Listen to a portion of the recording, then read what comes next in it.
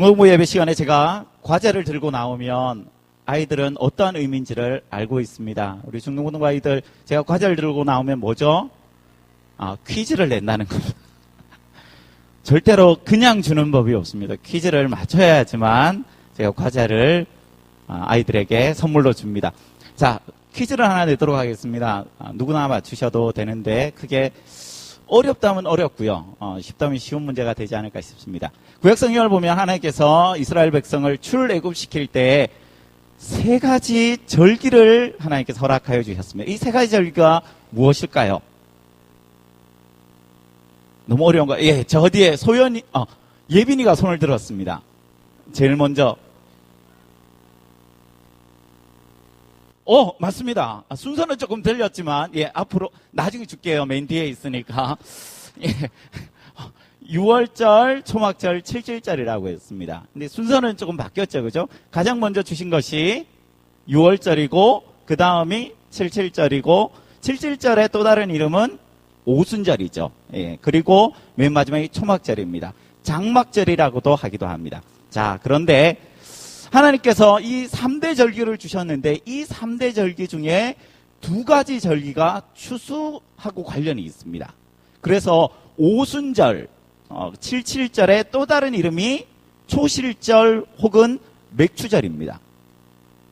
그래서 하나님께서 추수하고 난 다음에 첫 번째 추수를 마치고 난 다음에 맥추절을 지키라. 이것이 바로 오순절입니다. 또한 오늘 우리가 읽은 말씀을 보면 초막절이 나오는데 이 초막절의 또 다른 이름이 장막절이기도 하고 또 다른 이름이 수장절입니다. 성경을 보면. 그래서 하나님께서 이 추수와 이 절기가 아주 밀접한 관계가 있음을 보여줍니다. 이 3대 절기를 보면 하나님께서 동일하게 명령하시는 것이 있습니다. 그것이 무엇이냐면 너희가 안식하라는 것입니다. 안식하라.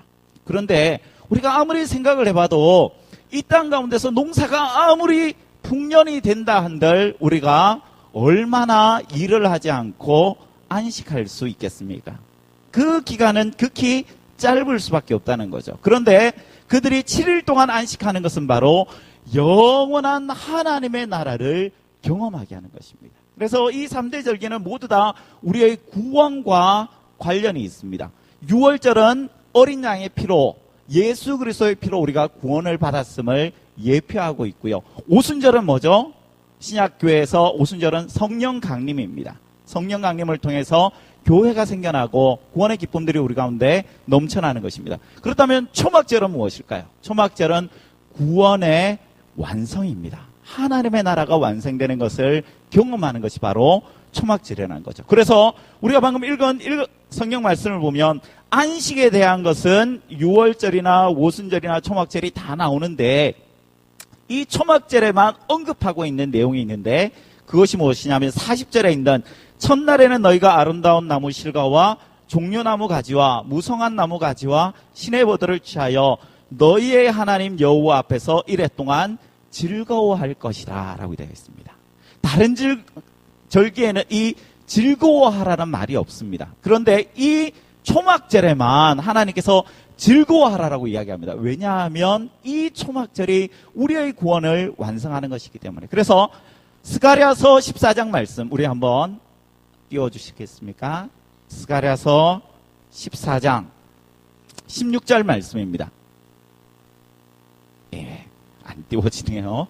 제가 한번 읽어드리도록 하겠습니다. 스가랴서 14장 16절 띄웠습니다. 우리 같이 한번 읽어볼까요? 시작. 예루살렘을 치러왔던 이방 나라들 중에 남은 자가 해마다 올라와서 그 왕 만군의 여호와께 경배하며 초막절을 지킬 것이라. 아멘. 이런 날은 우리가 살아생전에 있을 수가 없는 날입니다. 예루살렘을 치러왔던 이방 나라 모든 나라들이 다 올라와서 만군의 여호와 앞에 초막절을 지키게 될 것이다 라고 예언하고 있습니다. 이때는 우리의 구원이 완성되는 천국이 임하는 이 땅에 하나님의 나라가 임하지 않고서는 이런 일이 있을 수 없다는 거죠. 그래서 초막절은 하나님의 나라의 완성이고 구원의 완성입니다. 우리가 추수감사주일로 하나님께서 우리에게 주신 이 모든 소산들과 은혜를 가지고 하나님 앞에 감사하는데 그 감사의 모든 기본은, 모든 바탕은 바로 우리를 구원하신 하나님이십니다. 그래서 레위기 23장에서도 너희가 즐거워하고 안식하고 영원히 지켜야 되는데, 왜냐하면 그것은 우리를 애굽 땅 종되었을 때 하나님께서 우리를 은혜 가운데 구원하여 주셨기 때문에, 우리가 농사가 풍년이 들었기 때문에, 혹은 우리 포도나무에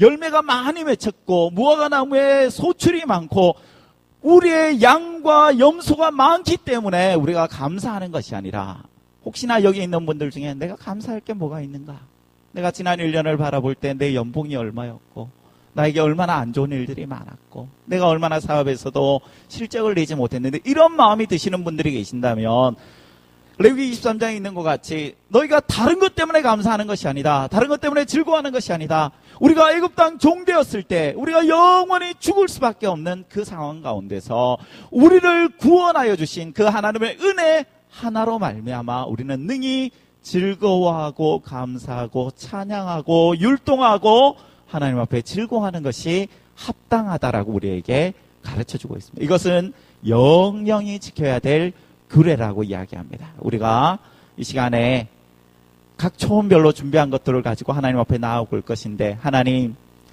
올 한 해 나에게 베푼 것, 그것도 감사하지만 그보다 더욱 감사한 영원한 우리의 감사의 제목, 우리를 구원하여 주시고 우리로 하여금 영원한 하나님의 나라를 소유하는 자로 만들어 주셨음에 우리가 감사하는 마음으로 하나님 앞에 나아갈 수 있는 저의 여러분 되기를 간절히 소원합니다.